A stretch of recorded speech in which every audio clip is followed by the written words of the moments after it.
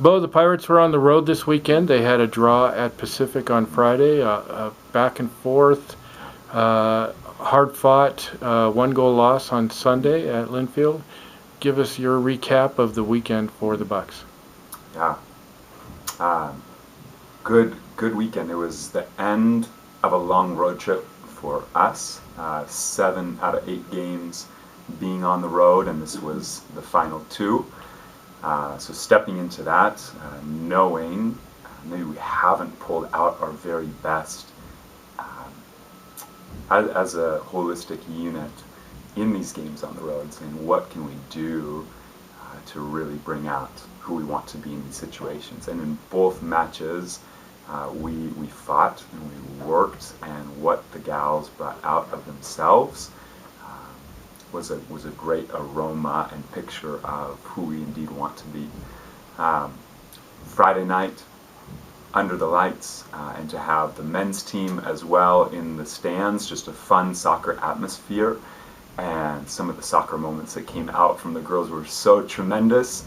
The finishing product not happening on that day, but to generate great opportunities, to be so disciplined and determined through the whole 110 minutes.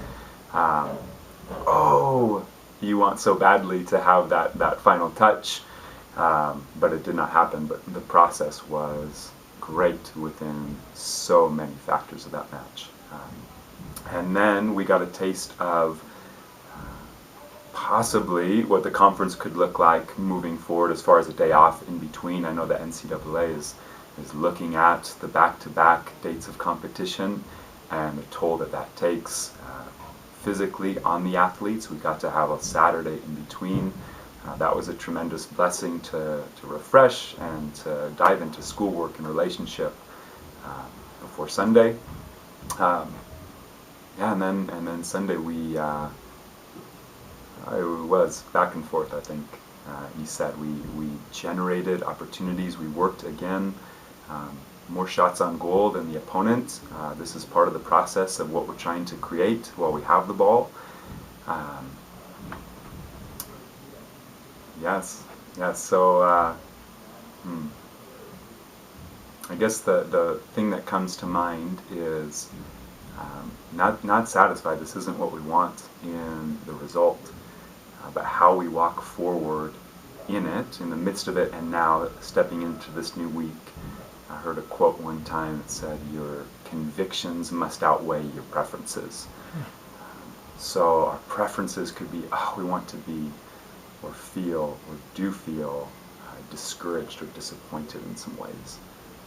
But even more than we want to feel that, our convictions want to outweigh that and say, even more than that, we want to be resilient.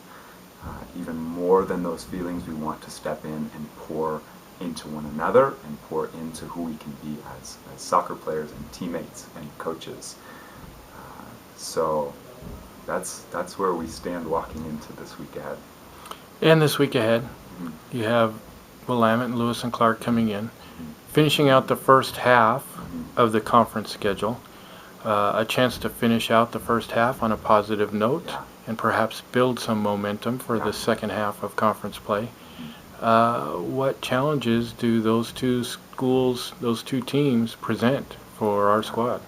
Tremendous. Northwest Conference, every week, I say it in this video, unique opponents and great parity within our league. So every single day we're going to be challenged in different ways. We'll prepare so well for Willamette and Lewis and Clark. Both are tremendous in their unique ways. We want to remain gaining traction on our relentless growth, and we're on that verge as a group of stepping into being very good in some areas. So again, we want to take the preferences of, so close, or being defeated or discouraged, and say, all right, we're convicted around investing in one another and giving our time and our very best to each other, and being united in our pursuit of bringing out our very best as a group. So this could be my very best week of coaching I've ever had in my life. That's my aim. For our players, the same thing is, what are we taking hold of?